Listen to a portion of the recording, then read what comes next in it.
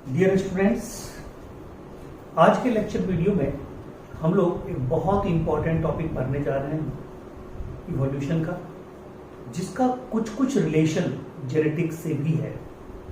इस टॉपिक को हम लोग कनेक्टिंग टॉपिक भी बोलते हैं, कनेक्टिंग लिंक भी बोलते हैं जेनेटिक्स और इवोल्यूशन के बीच का। इसका नाम है हार्डी-विनवर प्रिंसिपल, हार्डी-विनवर लॉ। ठीक है, दो साइंटिस्ट थे, एक हार्डी साहब, एक विल्हेम विनबर्ग। ठीक है, इन दोनों ने मतलब एक ऐसा माइलस्टोन थ्योरी दिया, माइलस्टोन प्रिंसिपल दिया, जो कि बाद में जाके ये लॉ बना और ये बहुत बेटर ढंग से एक्सप्लेन करता है इवोल्यूशन को। ओके, तो आज हम लोग पूरा का पूरा इस पूरे वीडियो लेक्चर में पढ़ेंगे हार्डी-विनबर लॉ के बारे में। हम लोग इसमें इसलिए इस पे ज्यादा फोकस करेंगे कि हार्डी-विनबर लॉ पे, हार्डी-विनबर प्रिंसिपल पे हर साल इधर 4-5 साल से कोई ना कोई क्वेश्चन पूछा जाता है, और वो क्वेश्चन न्यूमेरिकल के पॉइंट ऑफ व्यू से भी पूछा जाता है, और वो क्वेश्चन, ठीक है, न्यूमेरिकल पॉइंट ऑफ व्यू से भी पूछा जाता है, और वो question theoretical point of view से पूछा जाता है। इस वीडियो लेक्चर में हम लोग थ्योरेटिकल पॉइंट को तो पढ़ेंगे ही पढ़ेंगे, ठीक है, और हम जो न्यूमेरिकल पॉइंट है उसके लिए भी बेस तैयार करेंगे इसी वीडियो लेक्चर में। ठीक है, तो कहता है कि इसमें हमें पढ़ना क्या है। तो कहता है सबसे पहले तो हमें यह पढ़ना है कि ये जो हार्डी-विनबर लॉ है, जो हार्डी-विनबर प्रिंसिपल है, ठीक है, ये क्या कहता है, किसके बारे में कहता है। तो ये जानिए डियर फ्रेंड, ये जानिए, सबसे ज्यादा फोकस करता है एक चीज पे, उसका नाम है जीन पूल। क्या करता है? Gene pool. ठीक है, हम इस पे फोकस करेंगे, यानी कि हम लोग जीन पूल पे फोकस करेंगे। ठीक है, यानी कि जीन पूल पे फोकस करेंगे। हमारा पूरा इस वीडियो लेक्चर में जीन पूल के आसपास सब कुछ घूमता रहेगा। What is gene pool? Gene pool का मतलब क्या है? ठीक है, तो देखिए मैं आपको एग्जांपल देता हूं।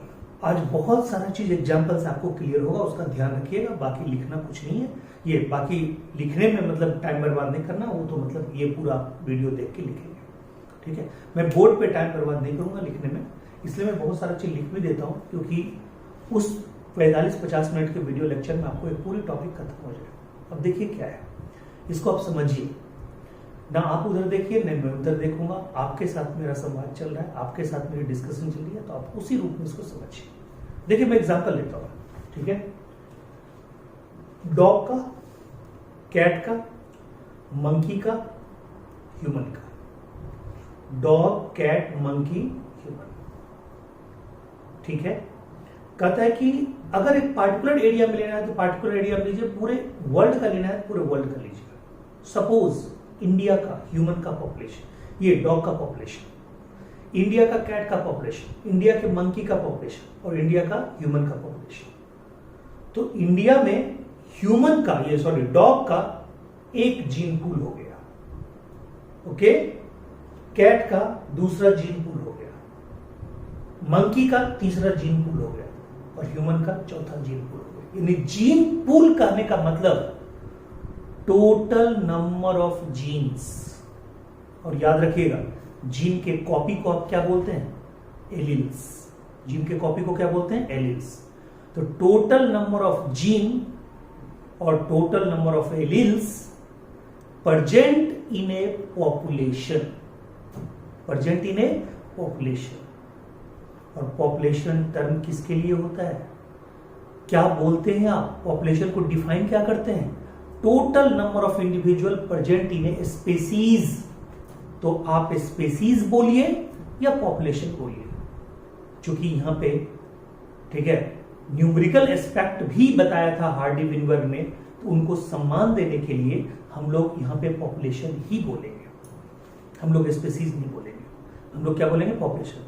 ठीक है, तो अब आप समझिए, टोटल नंबर ऑफ जीन और total number of alleles present in a particular population is known as gene pool। यानी gene pool term is applied for a particular species and particular population, मतलब population of a particular species of that species. Clear? जिस species का use कर रहे हैं उसमें जितना population है उसके अंदर जितना टोटल नंबर ऑफ जीन्स है और जो टोटल नंबर ऑफ एलील्स है उसी को हम लोग क्या बोलेंगे? उसी को बोलेंगे जीन पूल। क्लियर है पॉइंट?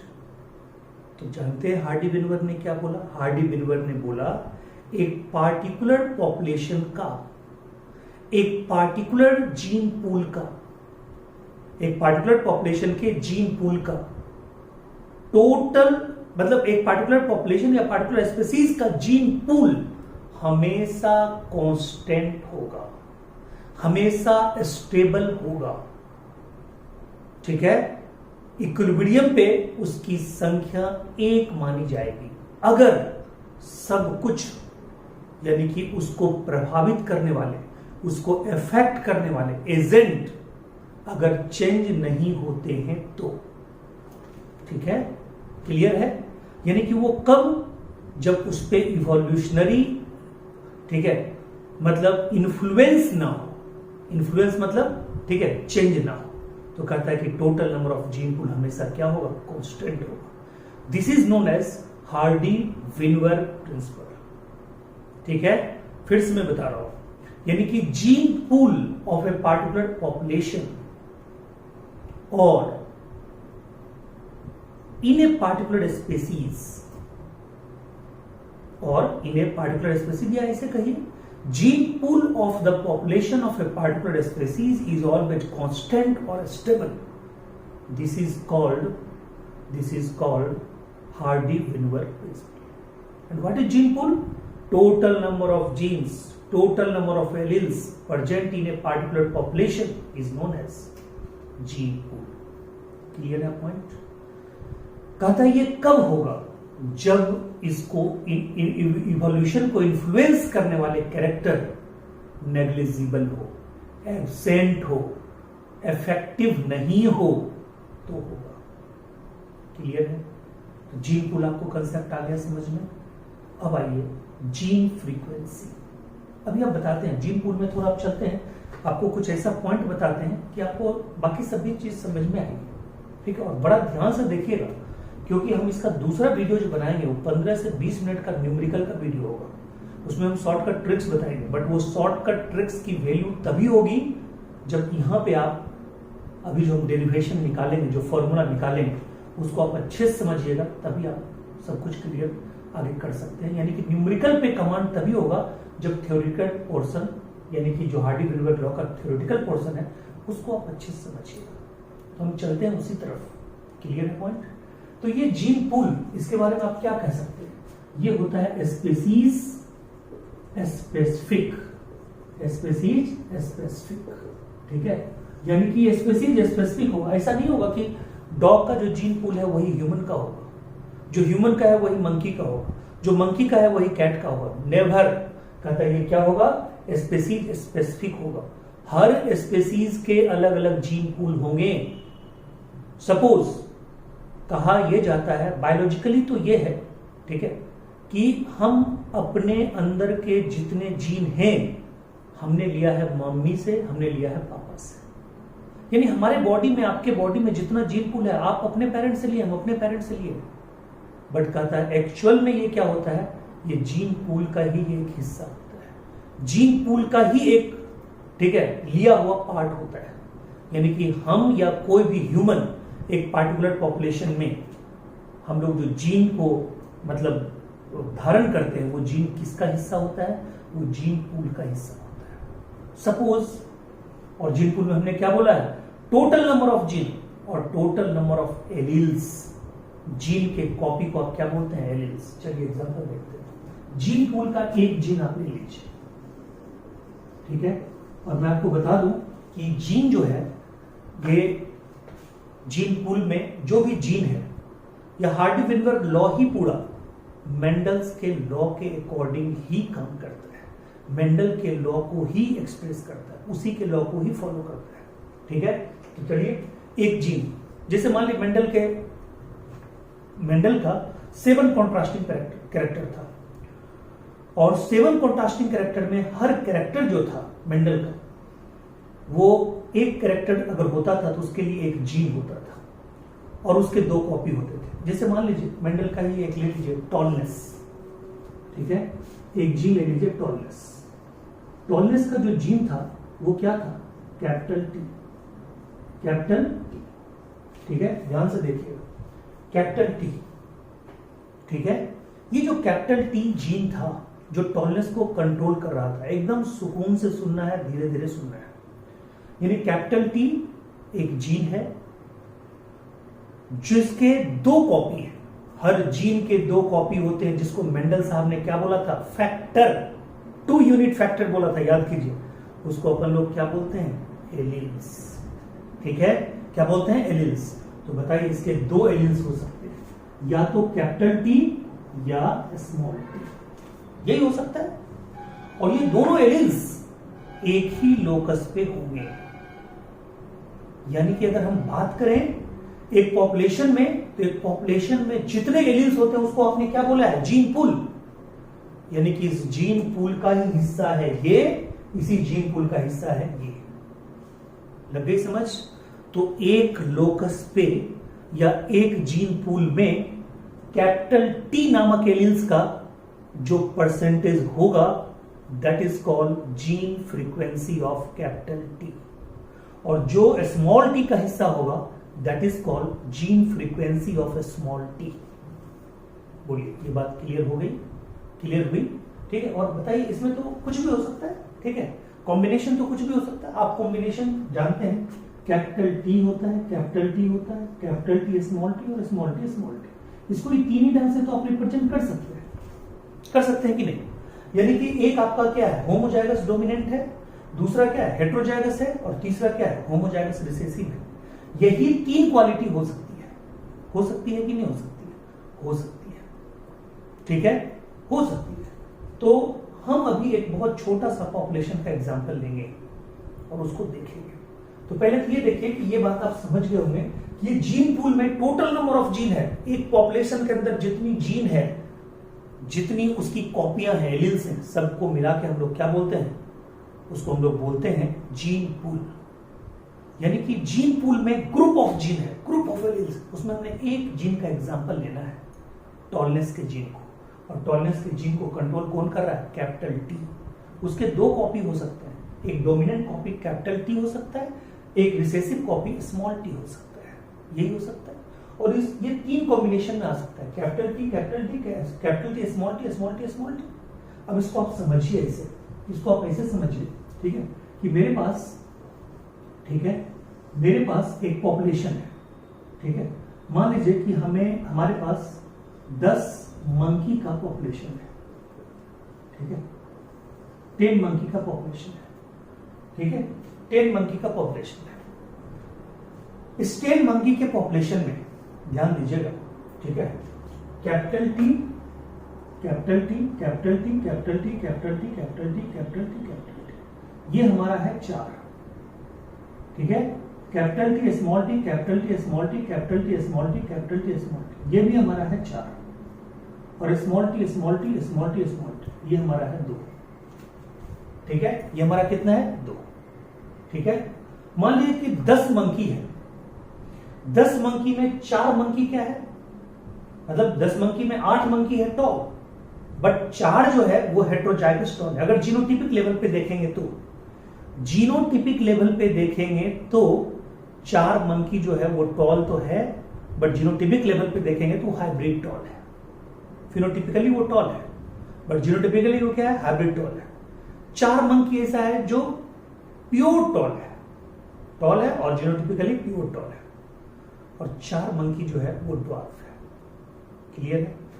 हमने इनके मतलब टॉलनेस के डोमिनेंट एलील को किससे सिंबलाइज किया? कैपिटल टी से। ये किससे किया है? स्मॉल टी से, रिसेसिव। अब ध्यान दीजिएगा, ये 10 मंकी के अंदर टोटल एलील कितने हैं? 20।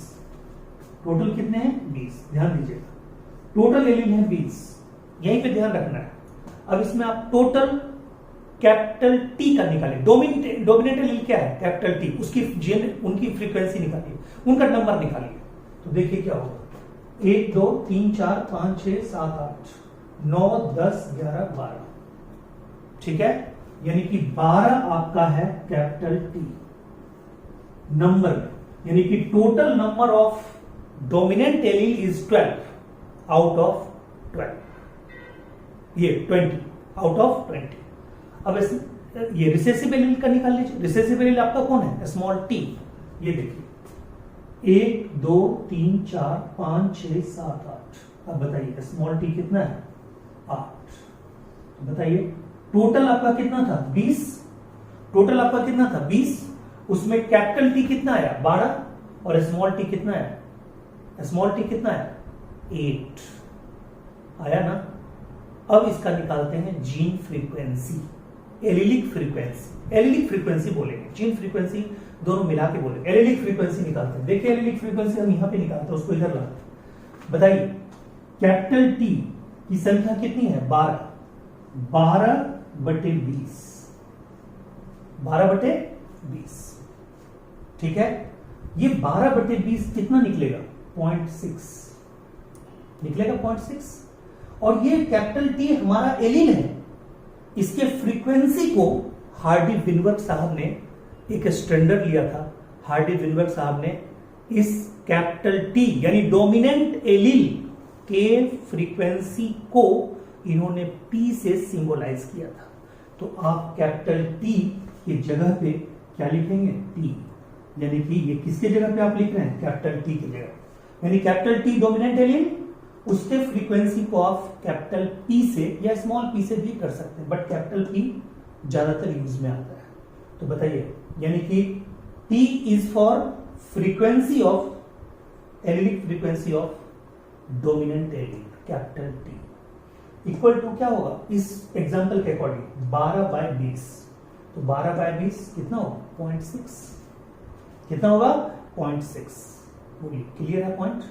ये कितना होगा? 0.6। अब आइए स्मॉल टी का निकालिए। स्मॉल टी का क्या होता है? Q।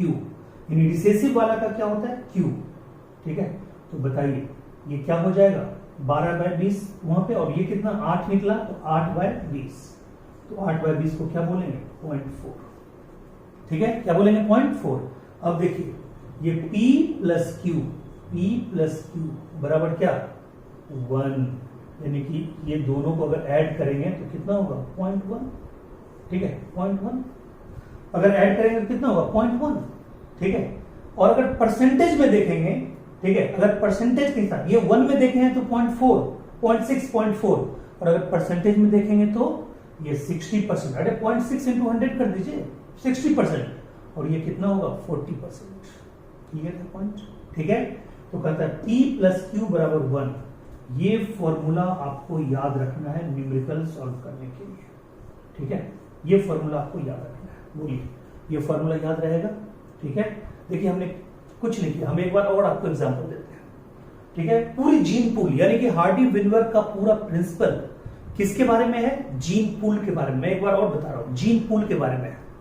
जीन पूल का मतलब टोटल नंबर ऑफ जीन और total number of alleles present in a particular population of a particular species. Okay, तो न्यूमेरिकल बनाने के लिए जो हम कंसेप्ट दे रहे हैं उसमें हम ये देखेंगे, ठीक है। और ये जीन पूल से आपको ये क्लियर हो गया, gene pools are species specific, but it is used for, this term is used for total number of gene or total number of alleles present in a population. Okay, अब आइए कहता है ये जो जीन पूल है, total number of gene इसमें है। एक जीन हम एग्जांपल लेते हैं, सपोज हम टॉलनेस का लिए एग्जांपल। टॉलनेस कैरेक्टर को कंट्रोल करने वाला एक जीन है कैपिटल T, और जानते हैं कि कोई जीन के कॉपी को हम लोग क्या बोलते हैं? उनके दो अलग अलग फॉर्म को क्या बोलते हैं? एलील्स। तो उसका एक एलील्स है, ठीक है, ये जीन है, ठीक है, जीन है टॉलनेस का कैपिटल T, उसके दो कॉपी है कैपिटल T स्मॉल t, एक डोमिनेंट और एक रिसेसिव, यही दो कॉपी होता है, ठीक है। तो कहता है कैपिटल T स्मॉल t, इसकी कॉम्बिनेशन कितने हो सकते हैं? 3 तरह के, capital T capital T small t small t small t। हमने एक एग्जांपल लिया, सपोज आप एग्जांपल कुछ भी ले सकते हैं, संख्या कुछ भी ले सकते हैं। हमने 10 मंकी का एग्जांपल लिया। 10 मंकी में 4 मंकी हमारे पास ऐसे हैं जो डोमिनेंट है। आप ये एग्जांपल कुछ भी, आप 4 के बदले 2 भी ले सकते हैं, ऐसा कुछ भी नहीं है। 4 मंकी क्या है? मतलब होमोजाइगस डोमिनेंट है। जो 4 मंकी है वो क्या है? हेट्रोजाइगस डोमिनेंट है। और जो 2 मंकी है वो क्या है? रिसेसिव होमोजाइगस है। ठीक है, तो हमने उनको रिप्रेजेंट किया। जो होमोजाइगस डोमिनेंट है capital T capital T capital T capital, ये 4 बार, ये 4 बार, ये 4 बार। अब इसमें टोटल 10 मंकी है तो टोटल एलियंस कितने हो गए? 20 हो गए। उस 20 में से 12 हो गए हमारे क्या? 2 4 6 8 9 10 11 12, ये हमारे डोमिनेंट एलियन। और 8 हो गए हमारे क्या? Recessive alien. अब इनको हम फ्रीक्वेंसी में कन्वर्ट कर रहे हैं, एलिलिक फ्रीक्वेंसी में। एलिलिक फ्रीक्वेंसी को हार्डी-विल्बर साहब ने किससे ये किया था? डोमिनेंट वाले को P से और रिसेसिव वाले को Q से। तो लीजिए, डोमिनेंट वाले T बराबर P, यानी कि डोमिनेंट एलिल को सिंबलाइज किया P से। P is the genetic frequency, allylic frequency 12/20 बराबर 0.6, और ये स्मॉल t Q 8/20 बराबर 0.4, दोनों मिला के 1। ठीक है, तो ये अभी नियम में आएगा, अब देखिएगा। ठीक है, यहां तक आप समझे? अब आइए, अब हम थोड़ा सा इस पे, अब आपको समझ में आएगा। Hardy Weinberg principle proposed by GH, ठीक है, GH Hardy and W Weinberg, Wilhelm Weinberg, 1908 में। ह्यूगो ड्यूप्रेस के काल के ये आदमी है, उन्हीं के पीरियड का ये आदमी है। ठीक है, इट स्टेट्स दैट, मतलब ये 2 ही 3 लाइन बोलता है, लेकिन इट स्टेट्स दैट, पहले तो ये सुनिए कि ये जो बोला है, ठीक है, मतलब ये जो इन्होंने जो दिया है वो क्या दिया है? Population is said to be in genetic equilibrium. Population is said to be in genetic equilibrium, Hardy and Weinberg ने बोला। If it is not undergoing any kind of evolutionary changes, अगर इवोल्यूशनरी चेंजेस ना हो तो, evolutionary changes को हम लोग बोलते हैं इवोल्यूशनरी इन्फ्लुएंसेस, यानी अगर इवोल्यूशनरी इन्फ्लुएंसेस ना हो तो, ठीक है, अगर इवोल्यूशनरी इन्फ्लुएंसेस ना हो तो, ठीक है, तो कहता है इवोल्यूशनरी इन्फ्लुएंसेस क्या होता है? तो कहता है ये सब होता है। यानी कि हार्डी-विल्बर का कहना था कि different type of evolutionary influences जो होते रहते हैं, वो अगर ना हो तो जेनेटिक इक्विलिब्रियम की अवस्था में टोटल नंबर ऑफ जीन होता है। क्लियर? उनके 3 पोस्टुलेट्स थे।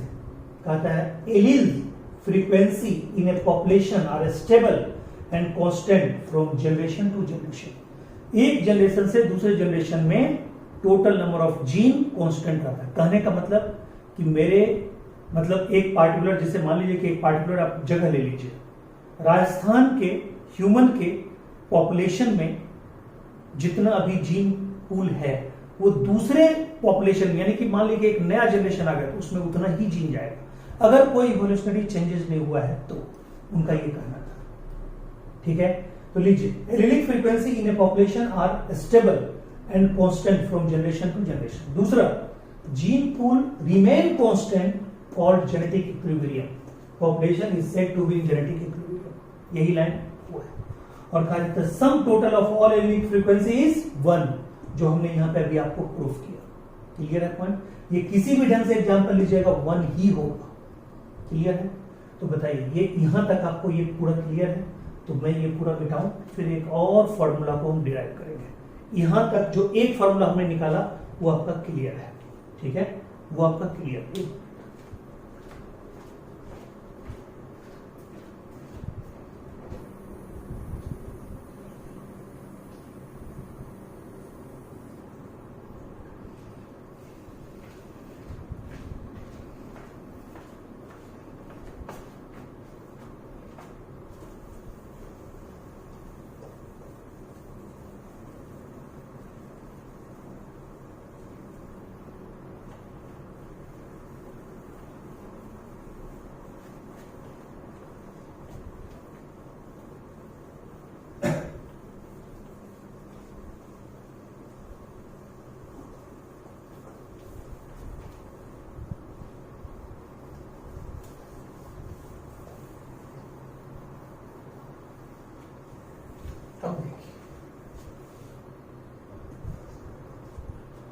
अब देखिए कि अब जो हम बताने जा रहे हैं, एक और हम फॉर्मूला को डिराइव करेंगे और तब पहुंचेंगे हम हार्डी-विनवर साहब के मेन इक्वेशन के पास। उसको भी आप आराम से देखिए, ठीक है। मान लीजिए, ठीक है, कि हम एक F1 जनरेशन का एग्जांपल है। मेंडल के लॉ के अकॉर्डिंग जो F1 जनरेशन निकलता है उसमें क्या होता है, allylic pairing capital T small T होता है। हमने यहां पे ले लिया कैपिटल टी स्मॉल टी, आराम से समझिएगा, ठीक है। F2 जनरेशन के लिए हम क्या करते हैं, इस F1 जनरेशन को सेल्फिंग ले जाते हैं। आप भी सेल्फिंग ले जाएंगे, ठीक है। ये ले लिए। अब बताइए यहां पे आपने लॉ ऑफ सेग्रीगेशन के अकॉर्डिंग कितने एलिन, लॉ ऑफ सेग्रीगेशन यानी कि प्यूरिटी ऑफ गैमेट्स के अकॉर्डिंग 2 एलिन, यहां पे 2 एलिन। अब बताइए इसका क्रॉस, इसका क्रॉस, ठीक है, इसका क्रॉस, इसका क्रॉस, ठीक है, क्लियर, ठीक है। तो बताइए यहां पे 4 टोटल नंबर ऑफ इंडिविजुअल है, चारों का जीनोटाइप क्या है, capital T capital T capital T small T small capital T small T small T. अब ये डोमिनेंट होमोजाइगस डोमिनेंट, ये हेटेरोजाइगस डोमिनेंट, ये हेटेरोजाइगस डोमिनेंट और ये 1, ये 2, ये 1। सिंपल सी बात है, आपने पढ़ा है, बहुत अच्छे तरीके से पढ़ा है, इसलिए कोई दिक्कत भी नहीं हुआ होगा और खुश भी हो रहे होंगे, अरे यार ये तो आगे जाके बहुत हल्का है। अब देखिए हमने वहां पे क्या माना था, टी के एलिलिक फ्रीक्वेंसी को हम किससे सिंबलाइज करते थे, पी से। देखिए यहां पे क्या है, पी पी पी पी, ठीक है। इसको क्या बोलेंगे, पी क्यू, इसको क्या बोलेंगे, पी क्यू।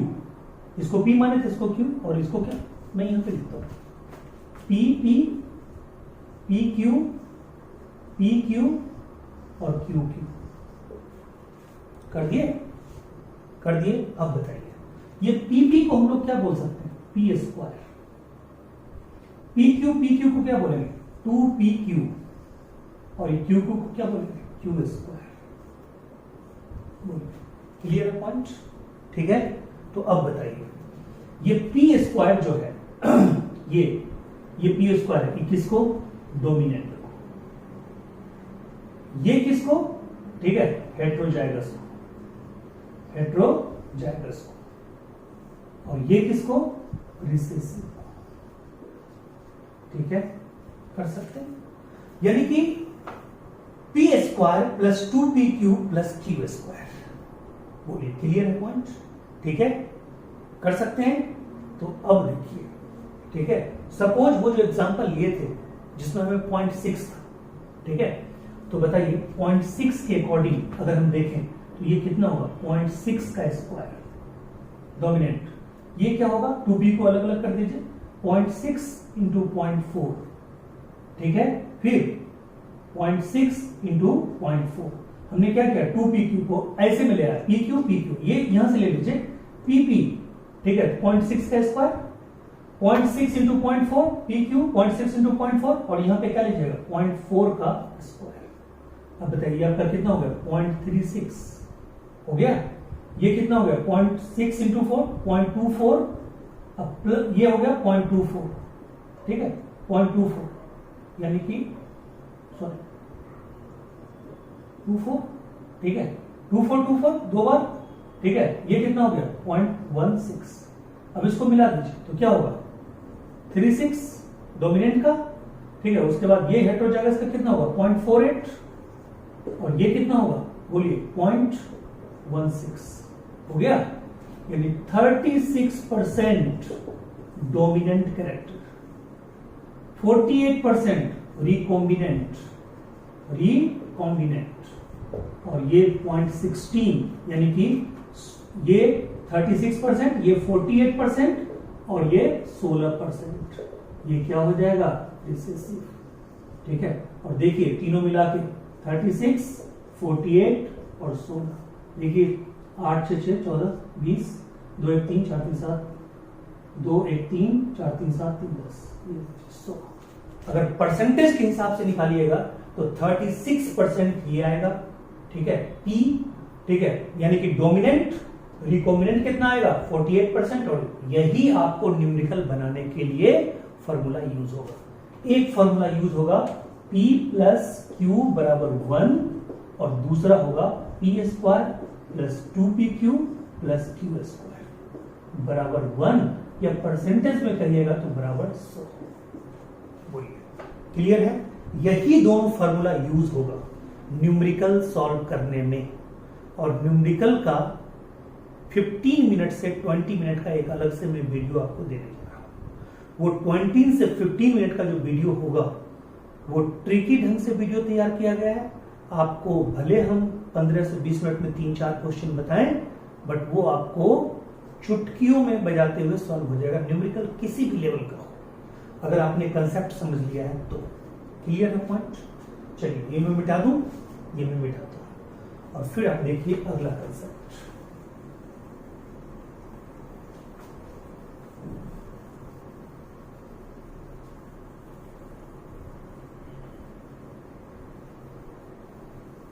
ठीक है, चलिए अब देखिए एक एग्जांपल आपको देते हैं, फिर उसके बाद बात करेंगे। एक एग्जांपल देते हैं, अंबानी का जो परिवार है, अंबानी के परिवार में अभी मुकेश अंबानी है, नीता अंबानी है, दोनों के बेटे अनंत अंबानी, आकाश अंबानी, और बेटी का नाम क्या है ये नहीं पता मुझे, ठीक है। तो ये जो एक जनरेशन है, मतलब किसके बाद, धीरू भाई अंबानी के बाद, तो धीरू भाई अपने जमाने में ही रिलायंस को बहुत आगे बढ़ा चुके थे। उसके बाद 2G आया, 3G आया, 4G आया, ठीक है। अभी क्या चल रहा है, 4G चल रहा है, 3G 4G, यानी 4G को लेके जियो आया, जियो 4G को लेके आया, ठीक है। आप कहिएगा कि सर पढ़ाते पढ़ाते ये फ्रीक्वेंसी में, हार्डी-विनर लॉ में अंबानी का क्यों चर्चा कर रहे हैं, तो मैं आपको बताता हूं।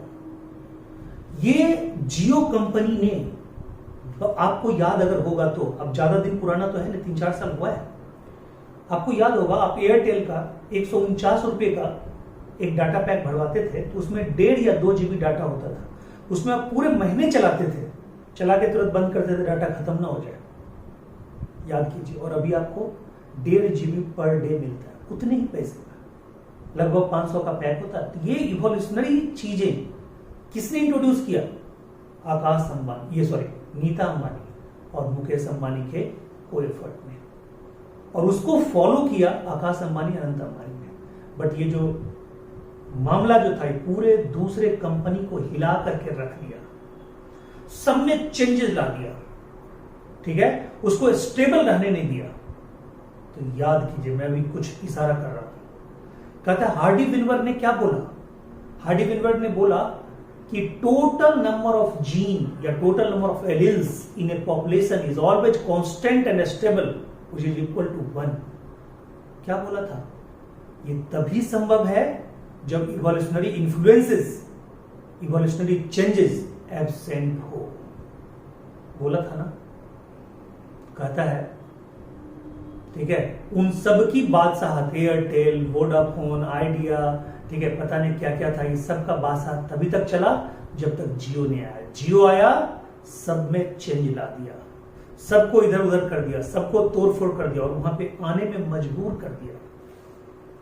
तो चलिए उन्हीं के नाम से, यानी कि इवोल्यूशनरी इन्फ्लुएंसेस जो हैं, ये क्या क्या हैं, कहता है ये हैं 6 तरह के। देखिए, जीन माइग्रेशन, जीन माइग्रेशन पहला जी, और जीन फ्लो दूसरा जी, जी जीन माइग्रेशन और जीन फ्लो, दूसरा G genetic drift, very very important, अभी इस पे आ रहा है, जेनेटिक ड्रिफ्ट आ रहा है, ठीक है, तीसरा जी। चौथा जी जेनेटिक रिकॉम्बिनेशन, ये नॉर्मल है, ये सब पीढ़ी दर पीढ़ी चलता रहता है जी। 4G, कितने जी हो गए, 4G, और 4G किसके द्वारा लॉन्च किया गया था, मुकेश अंबानी और नीता अंबानी, मुकेश और Nita Ambani, Mukesh mutation, Nita Ambani natural selection, याद हो गया। ठीक है, आप भी सोचेंगे पता नहीं ये बंदा कैसे कैसे ट्रिक बनाता है, क्या क्या करते रहता है। ये आपके लिए करते हैं, ये मैं अपने लिए करता हूं।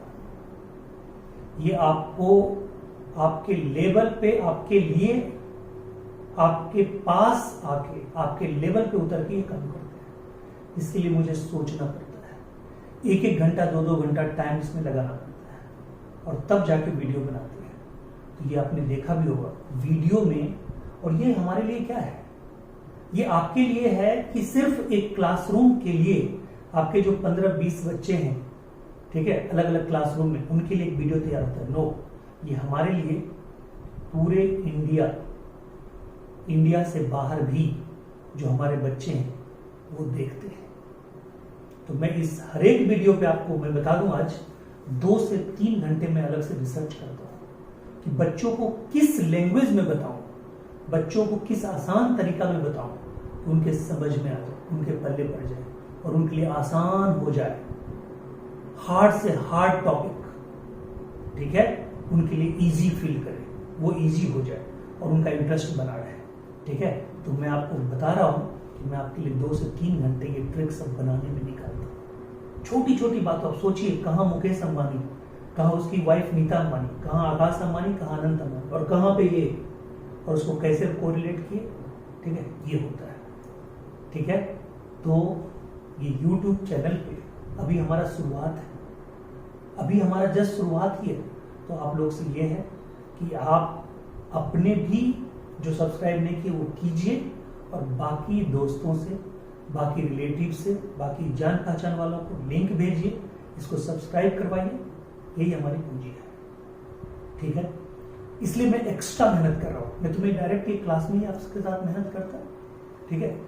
वीडियो में बताने के लिए अलग से होता है कि पूरा इंडिया देखेगा, पूरा वर्ल्ड देखेगा, तो कॉम्पैटिबल मटेरियल होना चाहिए। उस कॉम्पैटिबल मटेरियल के लिए, यूट्यूब के दुनिया में सर्वाइवल के लिए मटेरियल बहुत कॉम्पिटेटिव। अभी आप जो भी देखते होंगे 5000 सब्सक्राइबर, 10,000, 20,000, वो सब 3 साल से जमे हुए बड़े धाकड़ सब आदमी है, ठीक है। हम लोग इस तरफ कभी ध्यान नहीं दिए। तो बच्चों, ये आपके लिए मैं करता हूँ, तो आप भी मेरे लिए कीजिए। और हर के घर में 2-3 अगर मोबाइल है, 4 मोबाइल है, 4 उसके लिंक है, तो हर घर में 4-4 कर सकते हैं, और बाकी दोस्तों से 4-4 करवाइए। देखिए कितना सब्सक्रिप्शन बढ़ता है। तो ये मैं आपके लिए मेहनत करता हूँ, ठीक है। तो अब देखिए, यानी कि फैक्टर अफेक्टिंग, ठीक है, जीन फ्रीक्वेंसी और allylic frequency of A gene pool is, क्या बोलिएगा, यही है। कौन है? जीन माइग्रेशन और जीन फ्लो, दूसरा जेनेटिक ड्रिफ्ट, तीसरा स्मॉल पॉपुलेशन, सेलेक्टिव ब्रीडिंग, चौथा जेनेटिक रिकॉम्बिनेशन, पांचवा म्यूटेशन, छठा नेचुरल सिलेक्शन। सब आपको बता रहा है, आराम से देखिए, आपको कोई घबराने की बात नहीं है। देखिए पहला तो है जीन माइग्रेशन या जीन फ्लो, ठीक है। देखिए ये क्या होता है, जीन माइग्रेशन या जीन फ्लो। सपोज एक कोई पॉपुलेशन है, एक पॉपुलेशन से कुछ मेंबर चले गए बाहर। अब बताइए वहां पे जीन फ्रीक्वेंसी चेंज होगी कि नहीं? बिल्कुल चेंज होगी। ये जो चेंज हो रहा है due to emigration, exit कर गया वो, ई माइग्रेशन यानी माइग्रेट करके बाहर चला गया, किसी दूसरे एरिया में चला गया, किसी दूसरे पॉपुलेटेड एरिया में चला गया, इसको बोलते हैं ई माइग्रेशन। और मान लीजिए कि एक पॉपुलेशन यहां पे था, उसमें कहीं से बाहर से आ गया, तो बताइए आ गया तो क्या हो गया? आई माइग्रेशन। तब भी क्या होगा? जीन फ्रीक्वेंसी चेंज होगा, यानी इंडिया का जीन पूल हर साल बढ़ रहा है। किसके कारण? बाहर से आने वालों के भी कारण, ठीक है, समझ गए? तो बाहर से कुछ लोग जो आ रहे हैं, ठीक है, मतलब उनके कारण भी जीन फ्रीक्वेंसी बढ़ रही है। जैसे मुंबई की जीन फ्रीक्वेंसी हर साल चेंज होती है, क्योंकि मुंबई में पूरे इंडिया से लोग पहुंचते हैं। दिल्ली देश की राजधानी, वहां पे पूरे इंडिया से लोग पहुंचते हैं। उनकी जीन पूल क्या हो रही है? जीन पूल में जीन फ्रीक्वेंसी क्या हो रही है? बढ़ रही है हर साल, ठीक है। तो कभी आने के कारण आई माइग्रेशन, कभी जाने के कारण इमाइग्रेशन, कभी जन्म लेने के कारण नेटिलिटी, कभी मर जाने के कारण मोर्टेलिटी। ये सब किसको तय करते हैं?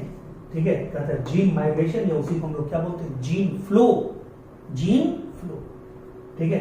दूसरा है जेनेटिक। पहले इससे पहले इसको थोड़ा देख लेते हैं। Small population selective breeding. देखिए यहां पे एक और चीज है, क्या है, बहुत अच्छा एग्जांपल देने जा रहे हैं, ठीक है।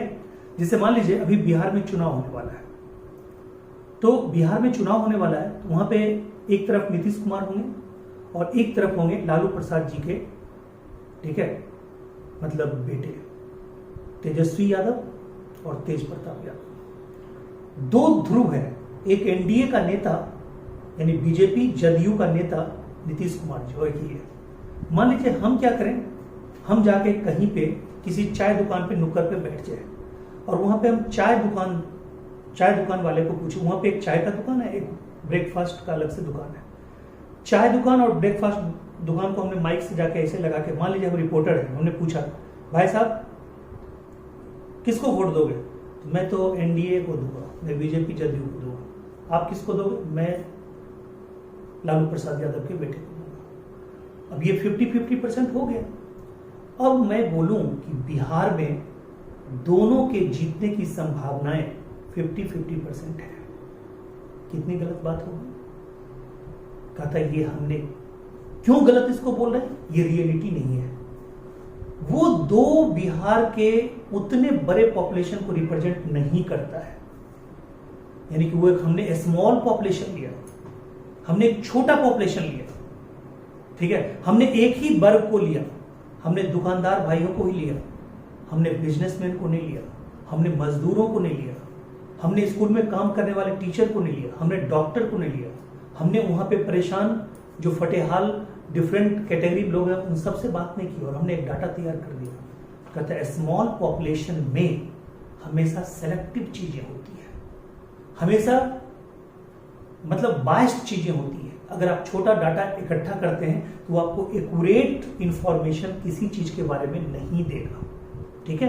जैसे मान लीजिए कि हमारे ही बारे में क्लास में अगर पूछ लिया जाए, दो बच्चों से पूछा जाए कि कैसा पढ़ाते हैं, एक बोलेगा ठीक, एक बोलेगा नहीं, ठीक है। तो ये क्या हो गया कि सर 50% आपका फीडबैक सही है, 50% गलत है।